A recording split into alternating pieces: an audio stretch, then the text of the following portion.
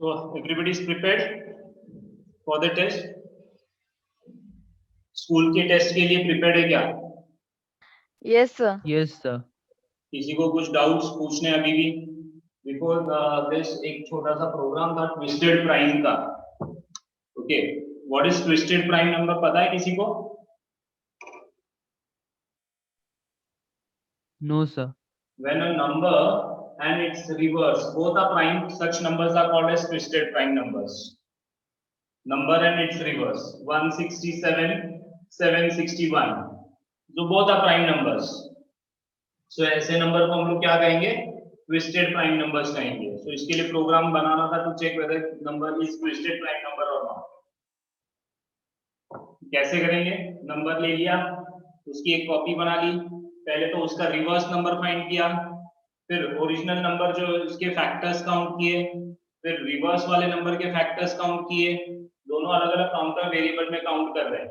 अगर counter 1 equal to 2 इसका मतलब ओरिजिनल नंबर प्राइम है. अगर काउंटर 2 इक्वल टू 2 मतलब उसका रिवर्स वाला नंबर भी प्राइम है. Then they are twisted prime.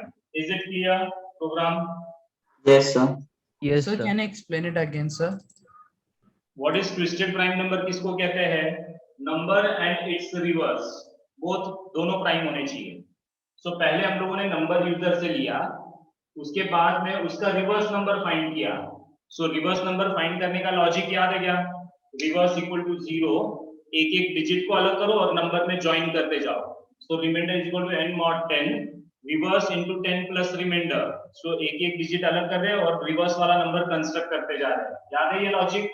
ये हम लोगों ने काफी बार लिया है. Yes, Yes, sir. sir. Okay, so number मिल गया, उसका रिवर्स भी मिल गया. अब ये जो नंबर है ये प्राइम कब कहलाता है? जब इसके दो ही फैक्टर्स है. सो मैंने क्या किया? नंबर के फैक्टर्स को काउंट किया.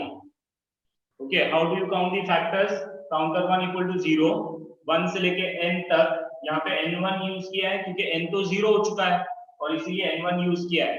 If n mod 1 mod i equal to 0 मतलब ये फैक्टर है counter 1 plus plus. Exactly same logic से रिवर्स वाले नंबर के भी फैक्टर्स काउंट किए. एंड अगर दोनों के फैक्टर्स दो ही मिलते हैं, so if counter 1 equal to 2 and counter 2 equal to 2, इसका मतलब दोनों प्राइम हो गए ना? Yes, sir. So it's a twisted prime number. Any doubts? No, sir. Any doubts? बाकी लोग? Yes. No, sir. एक फटाफट गो थ्रू करो सिलेबस. अगर आप लोगों को कुछ भी डिफिकल्टीज है तो पूछो. Okay, I am not continuing with the syllabus further. Okay, just because आप लोगों का जो है एक बार क्लास टेस्ट हो जाए. सो क्लास टेस्ट में अगर कुछ क्लास टेस्ट के सिलेबस में अगर किसी को कुछ डिफिकल्टी तो पूछ सकते हैं अभी राइट नाउ.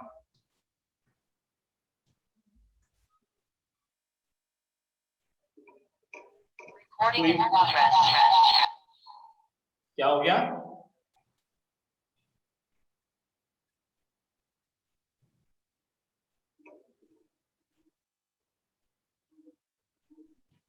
कोई डिफिकल्टी नहीं है? Ishan?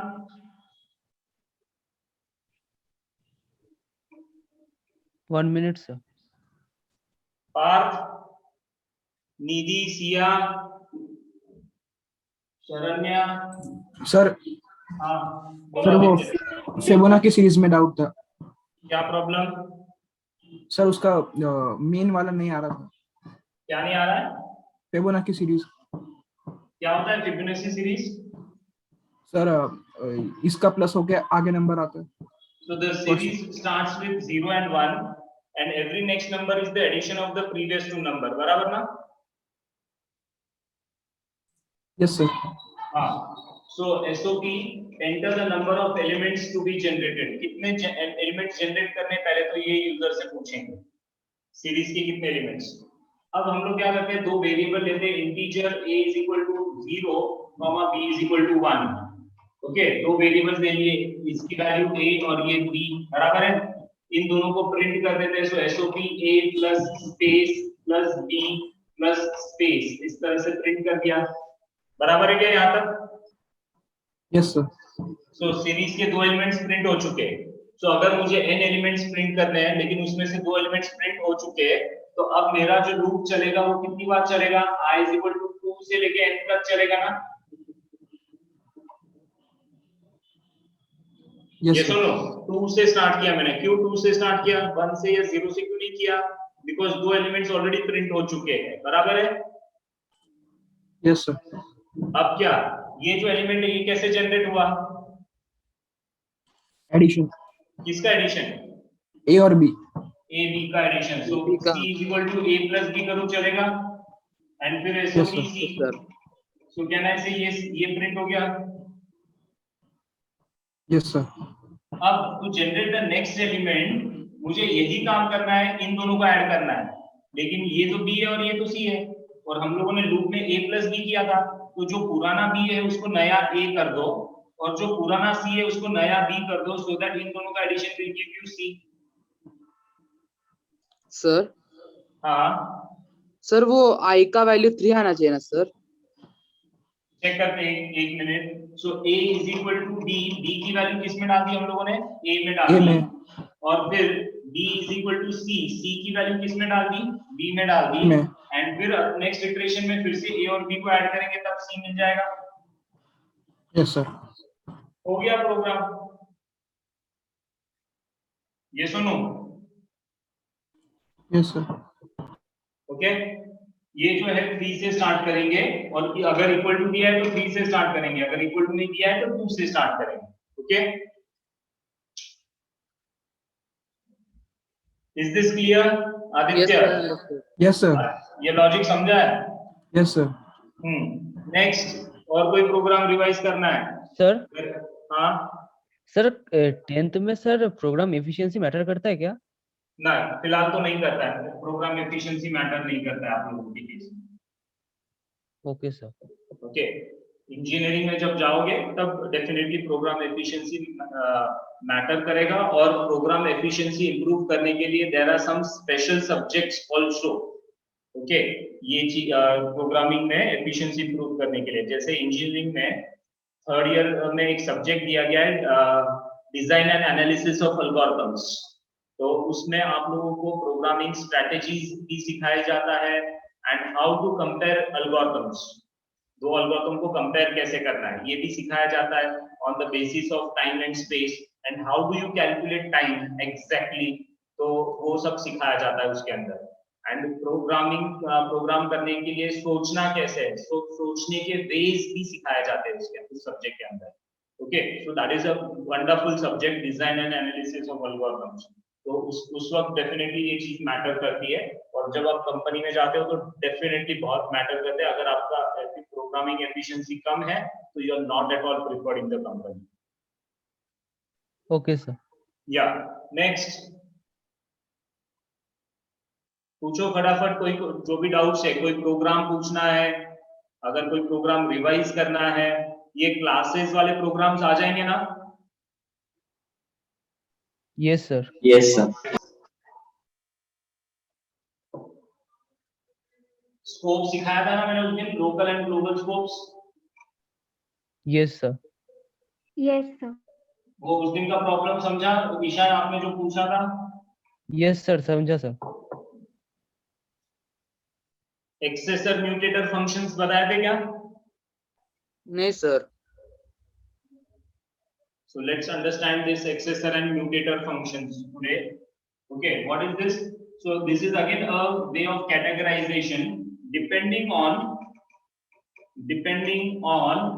the job a function performs. A job a function performs. There are two types of functions. One is accessor function, and the second one is mutator functions. Mutator functions. एक्सेसर functions को pure function and mutator को impure function भी कहा जाता है। एक्सेसर को Gators and mutator को setters भी कहा जाता है।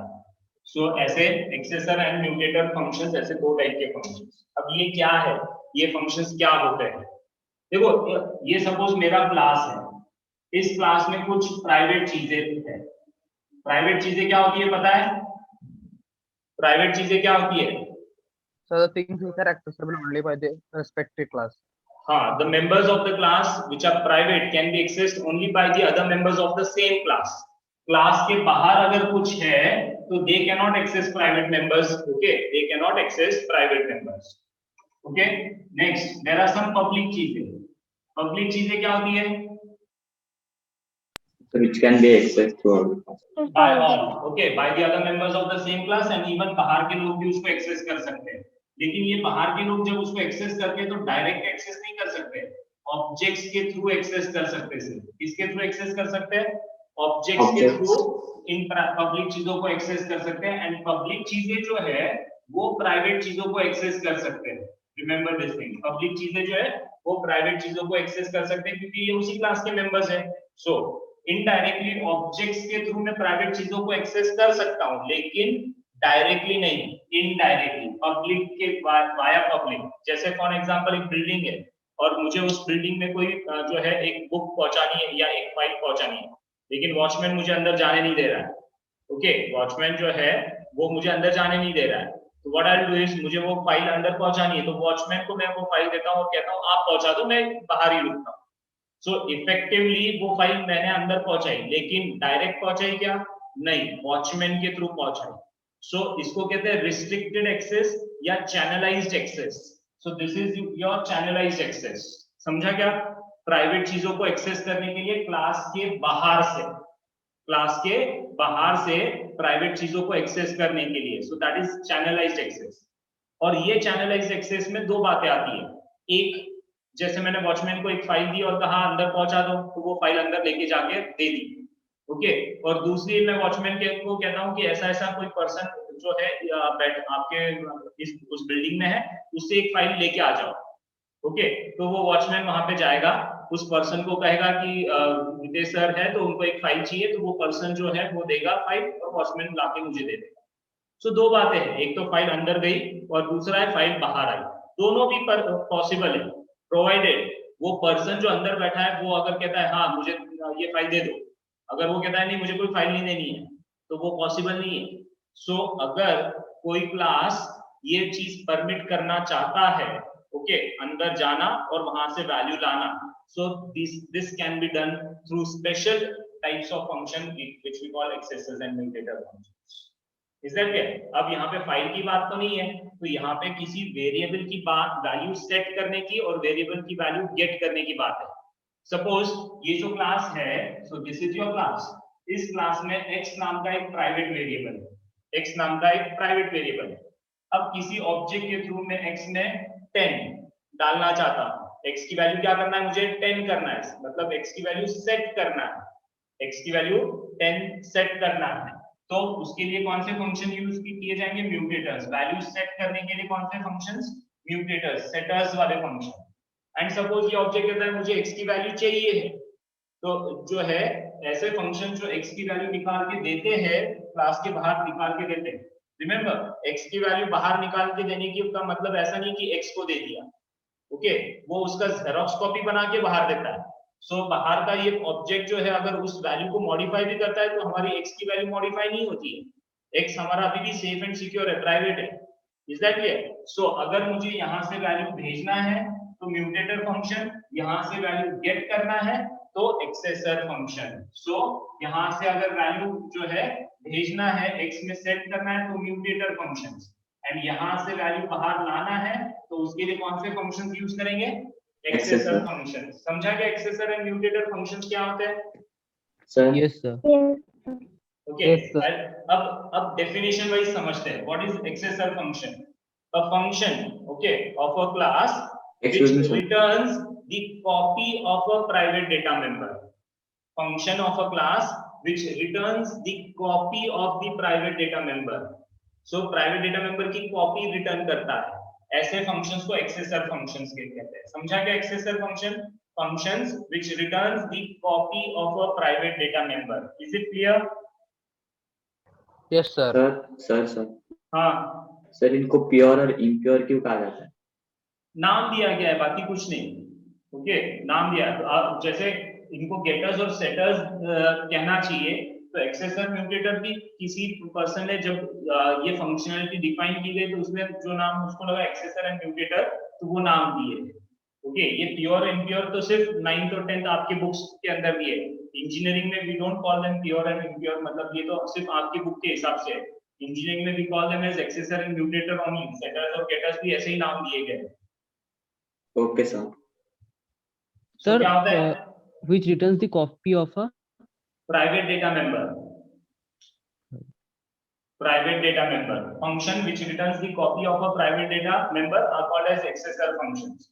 And functions which sets the value of a private data member are called as mutator function. Functions which are used to set the value of a private data member. So value get करने के लिए, value set करने के लिए, समझा क्या? Accessor Yes, and sir. mutator function. Let's take an example लेके समझने की कोशिश करते हैं। Suppose there is a class point. A point जो होता है वो x और y से डिफाइन होता है, x कोऑर्डिनेट और y coordinate, so x and y। अब x और y की वैल्यू सेट करना है तो मैं क्या करूंगा, public void set xy bracket में integer x1 comma integer y1 and फिर इसके अंदर मैं लिखूंगा x is equal to x1 and y is equal to y1। समझा क्या ये?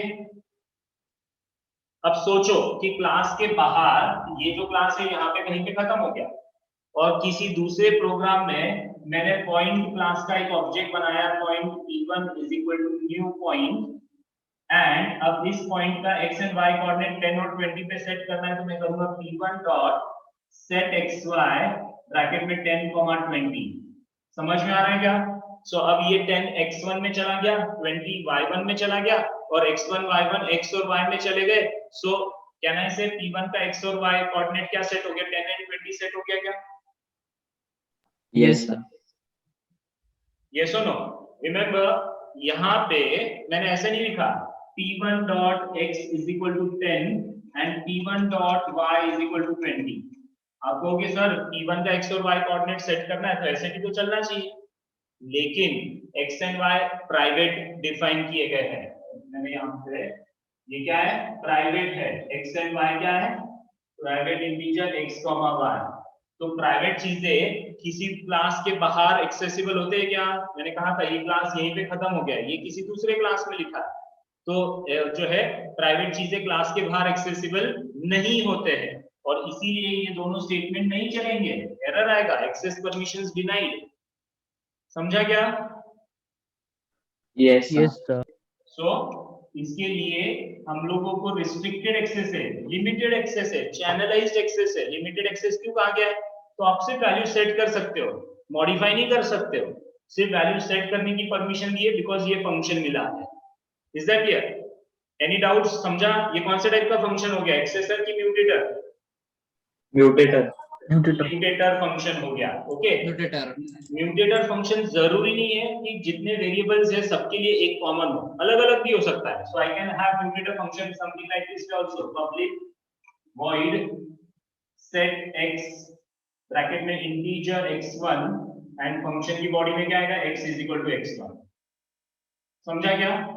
वैसे ही public void get set y integer y1 and function की बॉडी क्या होगी, y is equal to y1।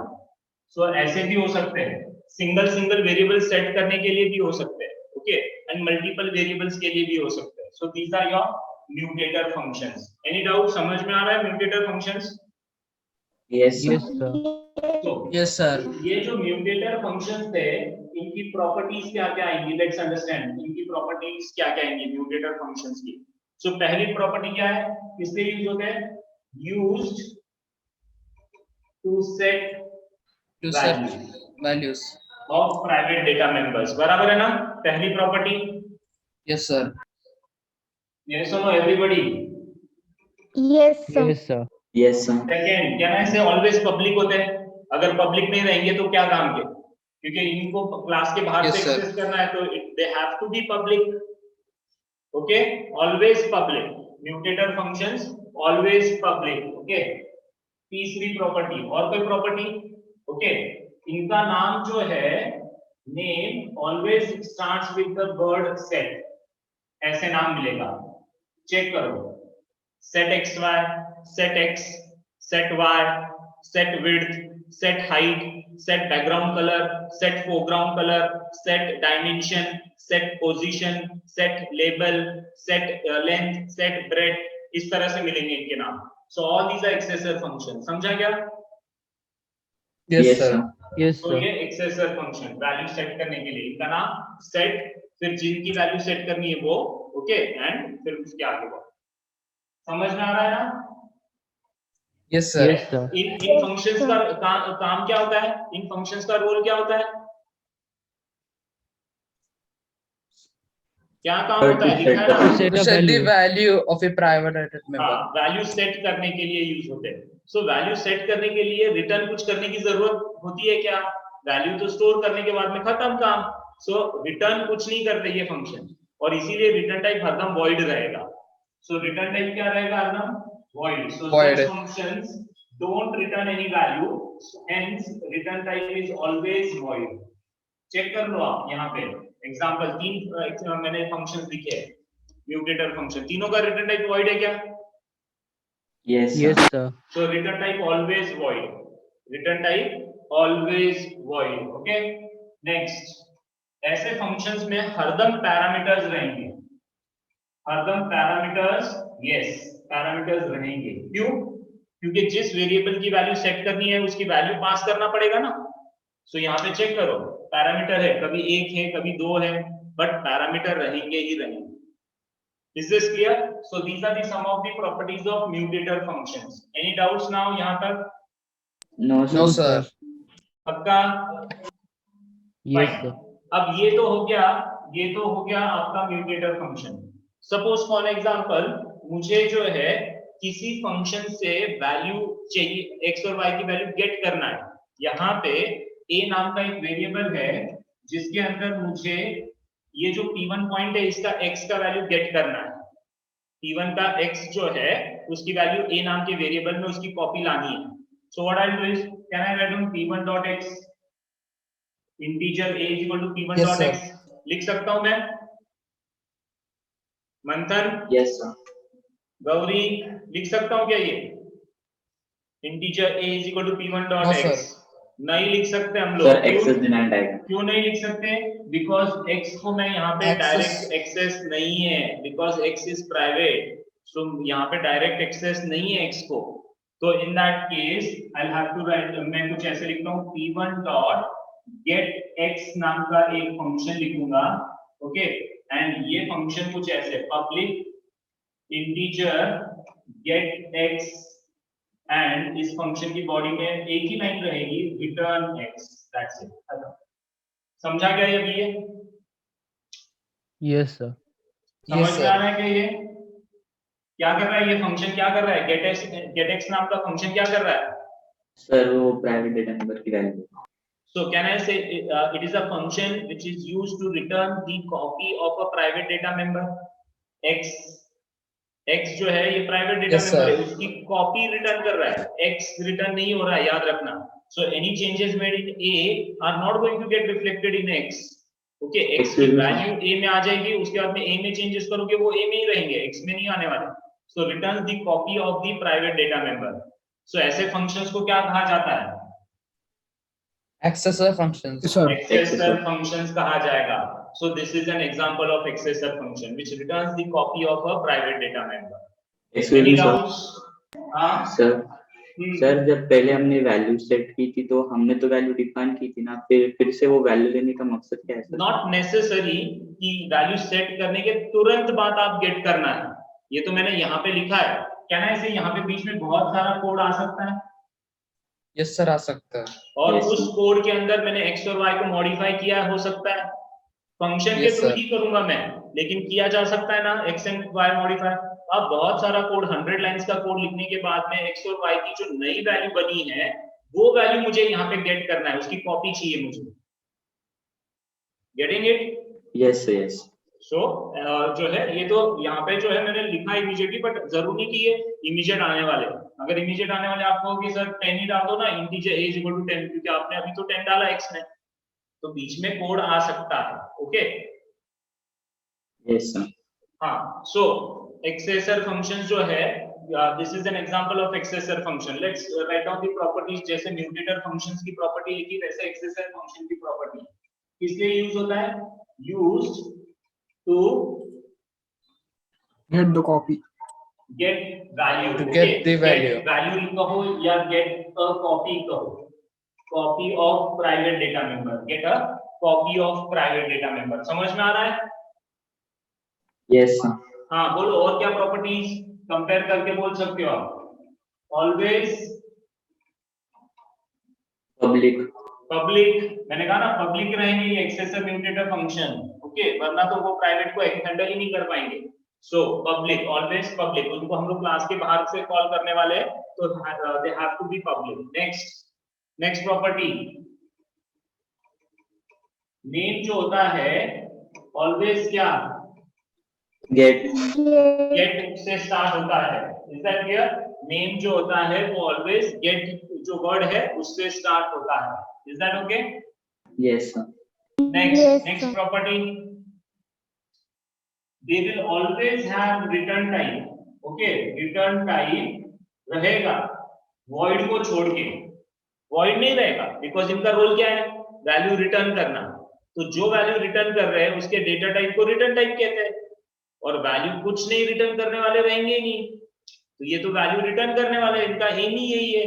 तो हरदम रिटर्न टाइप रहेगा. जैसे यहाँ पे देखो मैंने गेट एक्स का रिटर्न टाइप क्या लिखा? इंट. क्यों इंट लिखा? बिकॉज एक्स की वैल्यू रिटर्न कर रहे हैं और x का डेटा टाइप क्या है? इंट है. तो जो वैल्यू रिटर्न कर रहे हैं उसका जो डेटा टाइप है वो रिटर्न टाइप होता है. तो ऑलवेज रिटर्न टाइप होगा, वॉइड कभी भी नहीं रहेगा because they always return value. समझा क्या? Yes sir. Okay, always return type, not void. Okay, not void. Return type कुछ ना कुछ तो रहेगा ही रहेगा. नेक्स्ट, यहाँ पे कभी भी पैरामीटर्स नहीं रहेंगे. No parameters. ऐसे फंक्शंस में कोई पैरामीटर नहीं होता है. चेक करो पैरामीटर है क्या यहाँ पे? नहीं, क्योंकि हम लोग वैल्यू सेट नहीं कर रहे, वैल्यू गेट कर रहे हैं. तो कुछ भेजने की जरूरत ही नहीं है वैल्यू गेट करने के लिए. तो generally no parameters. Is this clear? Yes sir. So these are your accessor and mutator functions. Sometimes exam में programs आते हैं. Write a class say named as employee containing two data members name and salary. Write a function to set the name and salary. Set जब ये word कहा जाता है तो इसका मतलब यूजर से स्कैन नहीं करना है. ये जो set functions है, mutator function है, इनके थ्रू हम लोगों को वैल्यू सेट करना है. ये याद रखना. Is that clear? अगर वो कहते हैं कि write a function read या स्कैन इस टाइप का जिसमें वैल्यू रीड करने के लिए कहा जाता है तो हम लोग रीड फंक्शन लिखेंगे और वैल्यू जो है हम लोग स्कैन करेंगे यूजर से स्कैनर क्लास यूज करके. लेकिन अगर सेट करने के लिए कहा जाता है तो हम लोग नेम के अंदर ऑब्जेक्ट बना के इस तरह से वैल्यू सेट करते हैं. Getting it? Yes sir. Yes, sir. Okay, so these are your accessors and mutator function, and this is one of the famous question जो पूछा जाता है. Compare accessor and mutator functions. ये explain accessor and mutator functions बहुत बार पूछा गया है. Any doubts now? No sir. No, sir. No sir. Sir आपको एम्प्लॉय और वो सैलरी वाला प्रोग्राम जस्ट करके दिखाओगे सर इसका एक्सेसर में? कर लेते हैं. अभी ये लिख लिया, ये रब करूं? Yes sir. Yes, sir. Yes.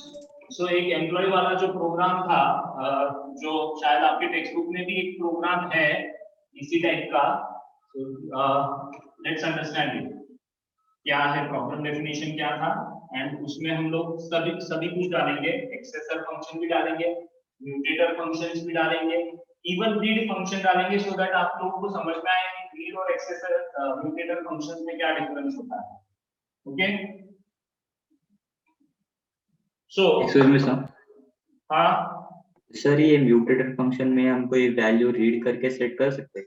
बिल्कुल कर सकते हो, रीड करके सेट कर सकते हो. लेकिन वो रीड कहाँ करोगे आप? नेम के अंदर, जहां से आप फंक्शन कॉल कर रहे हो वहां पे. ओके, सपोज क्लास एम्प्लॉय, इसके अंदर string name and floor salary, ऐसे दो मेंबर्स है. ओके, अब ये दोनों मेंबर्स जो है मैं इनको प्राइवेट डिक्लेयर करूंगा. क्या डिक्लेयर करूंगा? private. So I'll be writing down private string name. Generally जो भी डेटा पार्ट होता है, ओके, प्राइवेट, फ्लोट, सैलरी, ये प्राइवेट ही डिक्लेयर करना होता है बिकॉज सिक्योरिटी तो उसी पे होनी चाहिए, डेटा पार्ट पे, तो दिस शुड बी प्राइवेट. अब पहला function public void read. Read कुछ बुक्स में नाम दिया होगा, कुछ बुक्स में इनपुट करके नाम होते हैं कि फंक्शन का नाम इनपुट करो. तो ऐसे फंक्शंस में हम लोग यूजर से इनकी वैल्यू स्कैन करते हैं. सो scanner sc is equal to new scanner system dot in, sop name is equal to sc dot next, and फिर sop enter the salary, salary is equal to sc dot next flow. Remember यहाँ पे हम लोग value set नहीं कर रहे, value user से ले रहे हैं. बराबर है? Yes Yes or sir. no? अब आते हैं mutator function public void set name, bracket में स्ट्रिंग s, एंड फिर इसकी बॉडी में क्या होगा, name is equal to s. खत्म. समझा क्या? Yes sir. Next public void set salary, bracket में फ्लोट f, एंड इसकी बॉडी में क्या होगा, salary is equal to f. हो गया दूसरा म्यूटेटर फंक्शन. और I can also have public void set data, ब्रैकेट में string s, float f, और इसके अंदर name is equal to s and salary is equal to f. Getting this now? यहाँ तक यस मैंने सर. Yes, तीन sir. म्यूटेटर फंक्शन लिखे हैं, ये इंडिविजुअल के लिए और ये दोनों एक साथ सेट करने के लिए. Okay, yes sir. Yes sir. अब ये हो गया. अब एक फंक्शन लिखता हूं मैं पब्लिक वॉइड डिस्प्ले. इसमें हम लोग डिस्प्ले करेंगे, सिर्फ प्रिंट करेंगे. सो sop name plus name, name को प्रिंट कर दिया, and sop salary plus salary, so salary को प्रिंट कर दिया. समझा क्या? Display function. I am writing all the functions. Okay, remember जितना अच्छा ये क्लास होता है उतनी लाइफ एप्लीकेशन डेवलपर की इजी हो जाती है, बिकॉज ये लाइब्रेरी एप्लीकेशन डेवलपर को दी जाएगी और एप्लीकेशन डेवलपर इस क्लास का ऑब्जेक्ट बना के इनके फंक्शंस को कॉल करके यूज करने वाला है. तो आपके कैलकुलेटर पे जितने ज्यादा बटन उतना अच्छा कैलकुलेटर, उतनी ज्यादा यूटिलिटीज उसके अंदर है. भले ही हर एप्लीकेशन में हर यूटिलिटी यूज नहीं भी होती है, लेकिन फिर भी वो अच्छा कहलाता है क्योंकि उसमें ज्यादा बटन्स है. तो वैसे ही यहाँ पे मैंने इतने फंक्शन लिखे, जरूरी कि हर एप्लीकेशन में हर फंक्शन यूज हो गई. जैसे फॉर एग्जांपल मैथ लाइब्रेरी है, मैथ लाइब्रेरी में कम से कम 50 फंक्शंस है और आप लोगों को उसमें से 10 सिखाए गए हैं. तो आपने इतने सारे प्रोग्राम्स में उन 10 में से ही कुछ यूज किया है, तो बाकी के फंक्शंस यूज नहीं किए. लेकिन जितने ज्यादा फंक्शन उस लाइब्रेरी में, उतनी वो लाइब्रेरी अच्छी कहलाती है. समझ में आ रहा है क्या? Yes yes sir. सर. सो डिस्प्ले फंक्शन. अब जो है पब्लिक स्ट्रिंग गेट नेम. तो ये क्या करेगा, नेम को रिटर्न करेगा, रिटर्न नेम. तो ये कौन से टाइप का फंक्शन हो गया? Accessor. Accessor function. Accessor. Accessor function हो गया. Public float get salary and इसके अंदर return salary. So another accessor function. समझ में आ रहा है यहाँ तक? कोई problem? No sir. No, No, sir. sir. फिलहाल मैंने ये क्लास खत्म कर दिया. ओके, या फिर आप जो है क्लास कोई नाम XYZ और इसके अंदर पब्लिक स्टैटिक वॉइड मेन आप लिख रहा हूँ. समझ में आ रहा है यहाँ तक? ऐसा चलेगा. फिलहाल आपके सिलेबस में ऐसे दो अलग अलग क्लास नहीं कहा गया है, तो जनरली ऐसे डायरेक्ट लिखा जाता है इसी के अंदर. बट इसका एक्चुअल यूज जब आप दूसरे क्लास में उस क्लास को ऑब्जेक्ट बनाते हो तब नजर आता है. सो पब्लिक स्टैटिक वॉइड में अब इसके अंदर क्या करेंगे, एम्प्लॉय क्लास का ऑब्जेक्ट बनाते हैं. Employee CR is equal to new employee. So employee class का ऑब्जेक्ट बना लिया हम लोगों ने, समझा? Employee Nidhi is equal to new employee. So Nidhi class का ऑब्जेक्ट बना लिया। सो दो ऑब्जेक्ट बनाए। जरूरी नहीं कि हरदम ऑब्जेक्ट का नाम E1 E2 ऐसे ही होना चाहिए, डायरेक्ट नाम भी लिख सकते हो आप। एंड अगर आपको कंफ्यूजन है तो आप E1 E2 भी लिख सकते हो, E1 E2। Okay, employee E3 is equal to new employee. कितने एम्प्लॉइज है? 3 एम्प्लॉइज के ऑब्जेक्ट बनाए। ओके, क्या बनाए? 3 ऑब्जेक्ट्स बनाए। ओके, अब सोचो E1 डॉट रीड, सो अब E1 जो एम्प्लॉय है इसका नेम और सैलरी ये हम लोग यूजर से लेने वाले हैं, समझा क्या? Yes sir. अब yes sir. E2 dot set name bracket में CR, समझा क्या? सो E2 वाला जो एम्प्लॉय है उसका नाम क्या सेट कर दिया? CR। वैसे ही E2 dot set salary bracket में 10,000।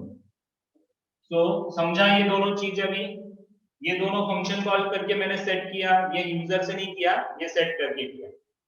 And E3 dot set data bracket में निधि कॉमा 20,000, समझा क्या? अभी ये अब मैंने ये फंक्शन यूज करके थर्ड एम्प्लॉय का डेटा सेट किया, नेम और सैलरी सेट की। इज इट क्लियर यहाँ तक? Yes sir sir. इसमें से हम कोई एक भी फंक्शन यूज कर सकते हैं तीनों के लिए? मतलब सर एक ही फंक्शन से हाँ, तीनों का अगर आपको मैंने आपको ऑप्शंस बताया, ओके, आपकी रिक्वायरमेंट जो रहेगी ये एप्लीकेशन में होने वाला है। सो एप्लीकेशन प्रोग्रामर की अगर रिक्वायरमेंट है कि यूजर से लेना चाहिए तो वो सिर्फ रीड को कॉल करेगा। अगर एप्लीकेशन जो है प्रोग्रामर कहता है कि मेरे पास एम्प्लॉय का नाम और सैलरी है अवेलेबल, तो यूजर्स के थ्रू स्कैन करना है तो मैं सेट डेटा के थ्रू भी कर सकता हूँ या फिर ऐसे भी कर सकता हूँ। तीनों में से कोई एक चलेगा। ओके, डिपेंडिंग ऑन आपकी रिक्वायरमेंट। एप्लीकेशन जब डिफाइन होता है, प्रॉब्लम डेफिनेशन जब डिफाइन होता है तो वो प्रॉब्लम डेफिनेशन में वो बताते हैं क्या करना है। इज इट क्लियर यहाँ तक? Yes sir. Yes yes sir. अब कैन आई से SOP E1 dot gate name. Remember, मैं SOP के अंदर डायरेक्ट फंक्शन को कॉल कर सकता हूँ, कोई टेंशन नहीं है। ओके, सो E1 डॉट गेट नेम ने नेम रिटर्न किया and it got printed directly. So output क्या आएगा? इस लाइन से आउटपुट क्या आएगा? सर उसका नाम और सर CR। ओके, सॉरी, जो भी यूजर E1 रीड करते वक्त जो भी नाम देगा वो नाम आएगा। ओके, वैसे ही SOP E1 dot get salary, सो सैलरी प्रिंट हो जाएगा। अगर मैं लिखता हूं ओके E2 डॉट डिस्प्ले, सो क्या प्रिंट होगा?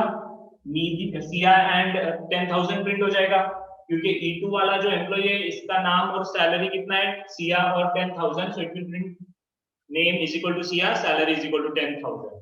E3 dot display, so it will print Nidhi and 20,000। समझ में आ रहा है क्या ये? Yes sir. And finished, name खत्म, क्लास खत्म। Yes, any doubts? No some sir. accessor mutator function समझ में आया? and read Yes, sir. is not a Yes, accessor sir. function. यहाँ पे these are the accessor function. These are the mutator functions, second and third. These are the mutator functions, okay? And these are the what? Accessor functions. Getting it? ये दोनों accessor functions है. Is it clear now? Sir, Hmm? sir, can you show this program on your PC? हाँ, बिल्कुल बना सकते हैं। 2 minute दो, सिर्फ मुझे कुछ और चीजें बतानी है। Okay. Okay, Yes, sir. Is it clear यहाँ तक? कोई प्रॉब्लम, किसी को कुछ पूछना है यहाँ तक? No, No, sir. ओके, मैं कुछ क्वेश्चंस पूछ रहा हूँ, you are going to tell me the answers. Okay, can you tell me यहाँ पे ऑब्जेक्ट्स कौन से हैं इस प्रोग्राम में? ऑब्जेक्ट्स कौन से हैं? E1, E2, E3. Good, so E1 E2 E3 are the objects. ये तीनों क्या है? ऑब्जेक्ट्स है। Is that clear? Of which class? Employee class के ऑब्जेक्ट्स है। Okay, can you tell me यहाँ पे इंस्टेंस डेटा मेंबर्स कौन से हैं? इस प्रोग्राम में इंस्टेंस डेटा मेंबर्स कौन से हैं? What is instance data members? Members which are declared inside the class, outside the function without the keyword static. So ये दो जो है name और salary, ये क्या है? Instance data members है ना? Yes sir. Yes sir. Name and salary क्या है? Instance data members है. समझा क्या? Yes Yes sir. sir. Okay यहाँ पे फंक्शंस कौन से हैं? Read, set name, set salary, set data, display, get name, get salary. All these are the functions, methods है ये सब. Yes sir. यहाँ पे म्यूटेटर फंक्शंस कौन से हैं? set name, set Set salary, name, set set data. These are the salary, set mutator data. Functions. यहाँ पे एक्सेसर फंक्शंस कौन से हैं? Get name, get salary. get name, get Get salary. name, get salary. These are the accessor function. यहाँ पे इस line पे okay ये जो लिखा है सिया डबल कोट्स में, ये क्या है? This is actual parameter. क्या है? Actual parameter. ये 10,000 इस लाइन पे इज एक्चुअल पैरामीटर. इस लाइन Yes, पे sir. निधि एंड 20,000 ये दोनों एक्चुअल पैरामीटर्स है. एंड ये जो एस है, एफ है, इनको क्या कहेंगे? इनको कहेंगे फॉर्मल Parameters. क्या कहेंगे? फॉर्मल पैरामीटर्स कहेंगे. समझ में आया? ये जो यहाँ पे फंक्शन की बॉडी लिखते वक्त जो पैरामीटर के नाम होते हैं इनको हम लोग कहते हैं फॉर्मल पैरामीटर्स. और जब फंक्शन को कॉल करते वक्त जो पैरामीटर्स पास करते हैं उनको कहते हैं एक्चुअल पैरामीटर्स. समझ में आ रहा है क्या? Yes sir. Yes sir. Any doubts? यहाँ पे इंस्टेंस फंक्शंस कौन से हैं? इंस्टेंस Sir, फंक्शंस कौन? हाँ, Salary. फंक्शंस. इंस्टेंस डेटा नहीं कह रहा हूं मैं. ये जो है ये इंस्टेंस डेटा है. इंस्टेंस Sir, फंक्शन कौन से? Sir read है, set name, set salary. All the functions are instance functions over here. Yes sir. Okay.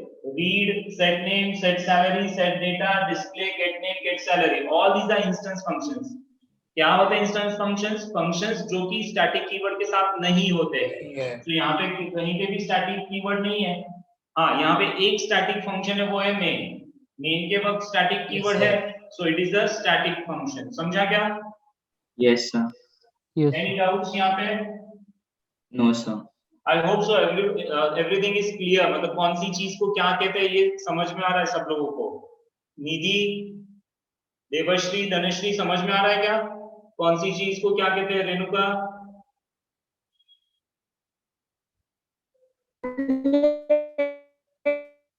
अगर ये चीज समझ में आ रही है तो बेसिकली आपको एग्जाम में उल्टा क्वेश्चन आएगा कि एक्सेसर फंक्शन बनाओ, तो आपको पता रहेगा कि अरे एक्सेसर फंक्शन कैसे बनाते हैं, किसको कहते हैं एक्सेसर फंक्शन.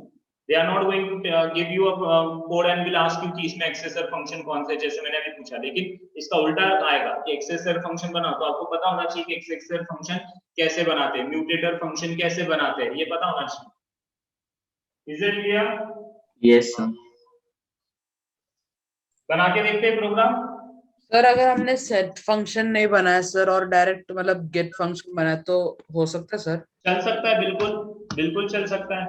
देखो जरूरी नहीं है कि रीड फंक्शन जो है, देखो रीड फंक्शन है, रीड फंक्शन से मैंने नेम और सैलरी की वैल्यू सेट की यूजर से लेके, और मैंने even dot gate name call किया. मैंने even जो है ऑब्जेक्ट के नेम और सैलरी को रीड के थ्रू सेट Yes किया, sir. एंड गेट जो है किसके थ्रू? एक्सेसर फंक्शन के थ्रू उनकी वैल्यू गेट की. तो ऐसा तो नहीं था कि मैंने सेट के थ्रू जो वैल्यू सेट की है उन्हीं वैल्यू को मैं गेट के थ्रू एक्सेस कर सकता हूं. ऐसा नहीं है. आप वैल्यू कैसे भी सेट करो, कैसे भी गेट करो. Okay, Okay sir. सिर्फ इतना है कि अगर आप इन सेट वाले फंक्शन के थ्रू वैल्यू सेट करते हो तो हम लोग कहते हैं कि म्यूटेटर फंक्शन के थ्रू वैल्यू सेट की. अगर आप गेट फंक्शन के थ्रू वैल्यू गेट करते हो तो हम लोग कहते हैं कि एक्सेसर फंक्शन के थ्रू वैल्यू गेट की. Yes sir. Okay, yes, any other doubt? No sir.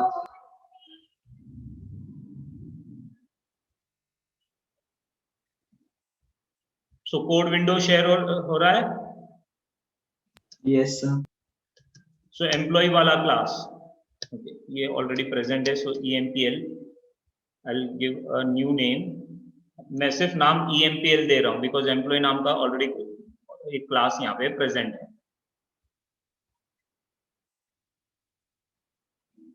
Code window दिख रहा है? Yes, Yes, sir. sir.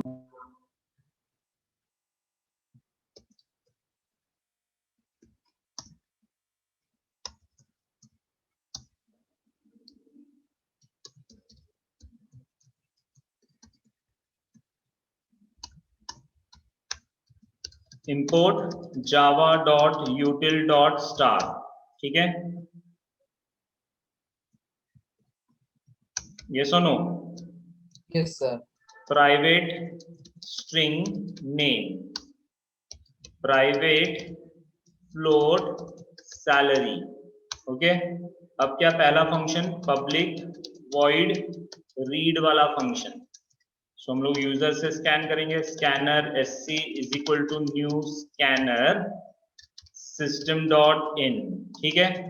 system dot out dot print enter name, name user से स्कैन करना है, so name is equal to क्या आएगा sc dot next, वैसे ही system dot out dot print enter salary and salary is equal to sc dot next float, so scan कर लिया। Is this clear?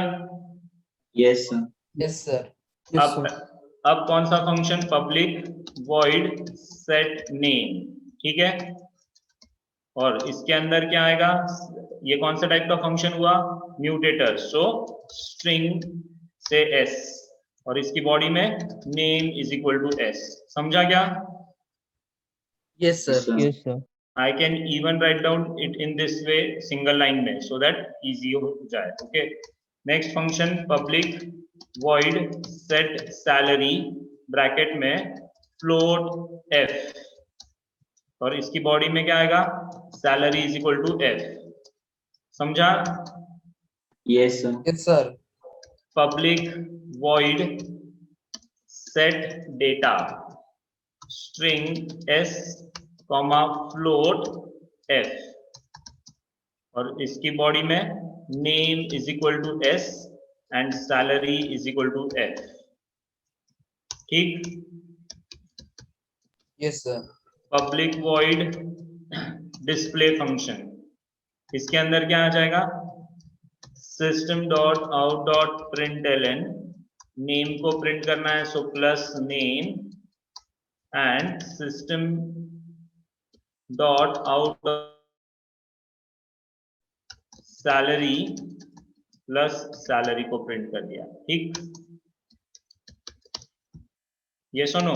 Public string Yes, sir.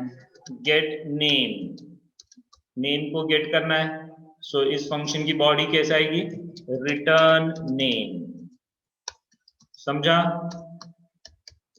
Yes, sir. Public float get salary और इस function की body में क्या आएगा, return salary, that's it. सो ये हो गया muted एक्सेसर functions. Is it clear? Yes, sir. Any doubts? No, sir. No, sir.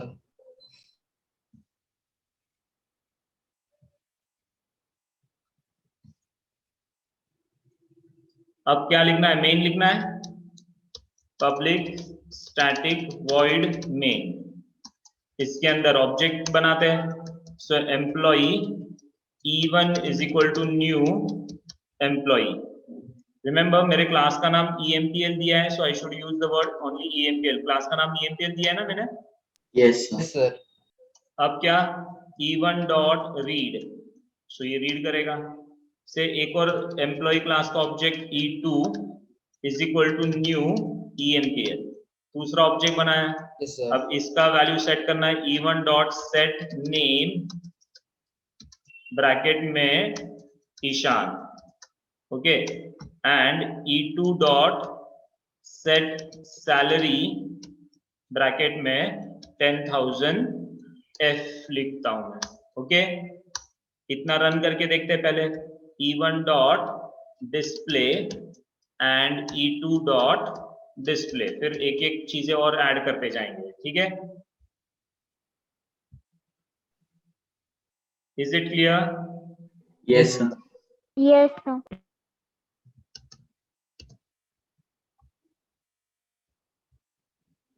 So no errors. Run करके देखते हैं. आउटपुट विंडो दिख रहा है. Yes, sir. Yes, sir. So Aditya name salary 10,000. Check करो आया क्या बराबर. Yes, sir. Yes, sir. Yes, sir. Okay. Code window में फिर से एक बार देखते हैं. E1 और E2 दो एम्प्लॉइज हो गए ना.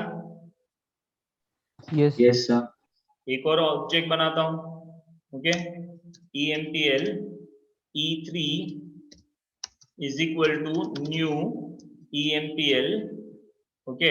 एंड फिर ये सब होने के बाद में E3 dot set data bracket में अब Gauresh and 15,000.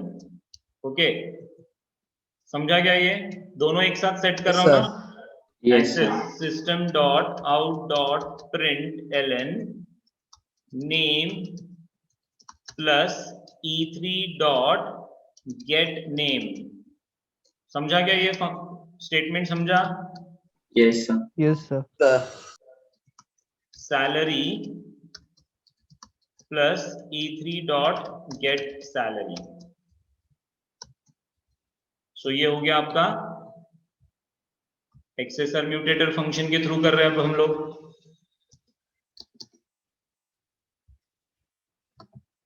And now let's check the output. Output window दिख रहा है. Yes, sir. Yes, sir. Yes. तो name ABCD, enter the salary 5,000. Check करो ABCD और 5,000, ईशान 10,000 दोनों प्रिंट हो गया. एंड गौरेश और 15,000 थर्ड वाला भी प्रिंट हो गया. Yes, sir. Yes, sir. Yes. Now any doubts? Code No, समझा है? No, sir. Yes, sir. Yes, sir. So these are your accessor and mutator functions.